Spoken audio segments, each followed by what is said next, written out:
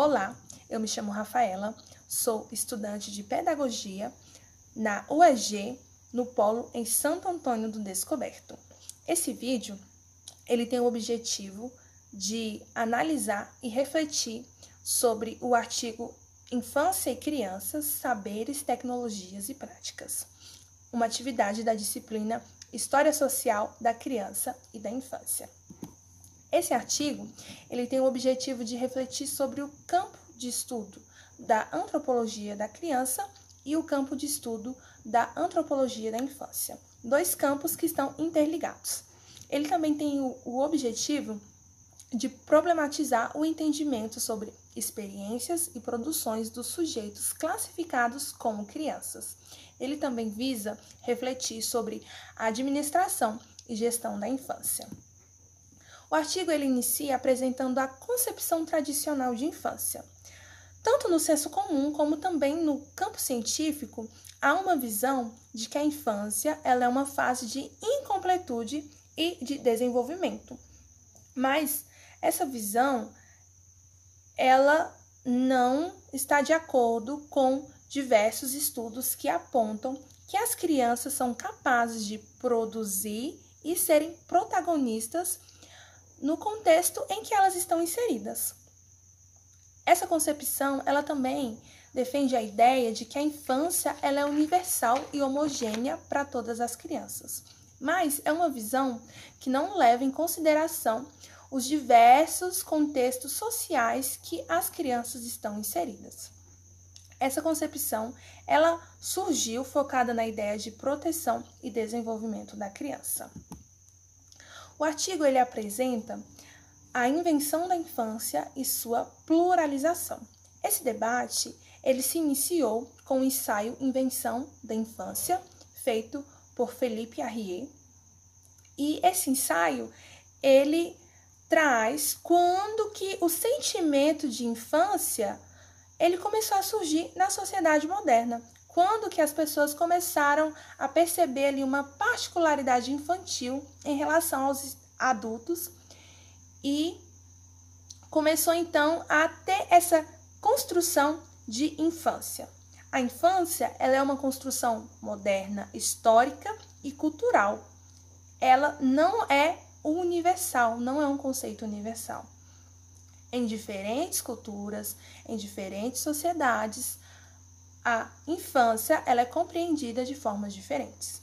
E a infância ela surgiu na sociedade moderna através da criação da família conjugal moderna e dos pensamentos que a família conjugal moderna começou a adquirir e desenvolver sobre a criança, sobre o seu relacionamento com a família, sobre o seu papel, sobre a preocupação com o bem-estar da criança, com as necessidades, com a educação, com o desenvolvimento e também com o surgimento da escola e o entendimento que ela é uma forma prioritária de aprendizagem. Então, através dessas duas construções sociais modernas, começou a surgir o sentimento sobre infância. O artigo ele continua falando sobre quando se surge o estudo da infância no Brasil. Os primeiros trabalhos a serem realizados no Brasil aconteceram na década de 1960 e 1970. Eles tiveram influência devido à solicitação do Tribunal de Justiça de São Paulo e do Juizado de Menores para que fossem avaliados ali os menores abandonados e infratores. O estudo sobre a infância ele continuou na década de 80, focado agora nas relações familiares.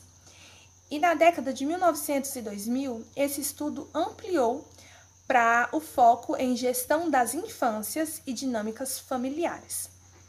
E esse estudo da década de 90 e 2000, ele veio também para criticar a perspectiva de que a criança ela é um objeto de intervenção e cuidado. A perspectiva de que não vê a criança como um sujeito pensante, um sujeito capaz de produzir, de ser protagonista no contexto em que ela está inserida. O artigo ele continua falando sobre a universalização da infância e a diversidade cultural. O artigo ele vem problematizar a ideia de uma infância universal, uma infância homogênea. Ele compreende que a infância ela existe e é vivida de diversas maneiras dentro de diversos contextos específicos da sociedade. E esses contextos específicos geram experiências específicas para cada criança. E dependendo do grupo social que a criança está inserida e da cultura, ela vai ter uma infância diversificada. E um exemplo que ele dá no nosso país é sobre as sociedades indígenas, que têm uma cultura e um pensamento diferente sobre a infância, diferente do pensamento ocidental, né, que tem sobre infância, sobre estudo, sobre que a criança é indefesa, que precisa de cuidado. Então, existe uma diversidade de pensamentos sobre a infância. A infância, ela não é homogênea, ela não é universal, ela é vivida e ela existe dentro de diversos contextos específicos, gerando experiências específicas e individuais para cada criança. O artigo, ele continua falando sobre os saberes, tecnologias e práticas. Ele explica que os saberes é o conhecimento produzido sobre as crianças e sobre as infâncias.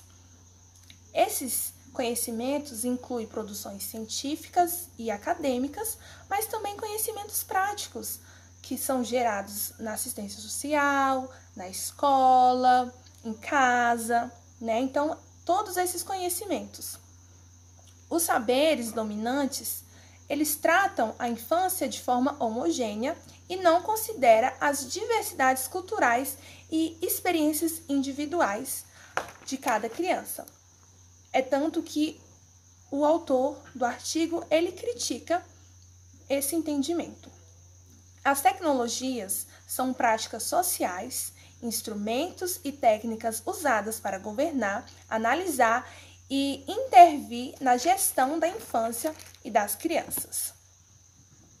As tecnologias podem ser leis, políticas públicas, educação, saúde, assistência social, adoção. E as práticas são ações e comportamentos que envolvem as crianças e moldam as ações e os comportamentos sobre a forma como as crianças vivem, a forma como elas são percebidas e tratadas na sociedade. Esses elementos, eles estão interligados e eles influenciam diretamente as vivências das infâncias, as vivências de cada criança. E eles são importantes para o estudo da infância. São importantes considerar esses três elementos para que se aprenda sobre as diferentes infâncias e as diferentes formas que as crianças vivem. A conclusão. O artigo ele vem problematizar a ideia de infância universal e homogênea. Essa ideia que só existe uma infância a ser vivida.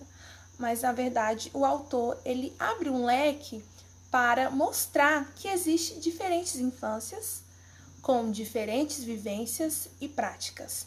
Infâncias com pontos singulares que, dependendo da cultura, a outra criança em outra cultura não vai viver. E o artigo também, ele vem problematizar a ideia de que as crianças são apenas objetos de estudo ou de intervenção, mas ele vem mostrar que elas são agentes ativos, que as crianças possuem plenas capacidades de ser um sujeito ativo, de pensar, de expressar suas opiniões, de tomar decisões e participar ativamente na sociedade em que ela está inserida. E é muito importante nós, como futuros educadores, não só como futuros educadores, mas também vivendo com crianças, é importante nós termos essa compreensão.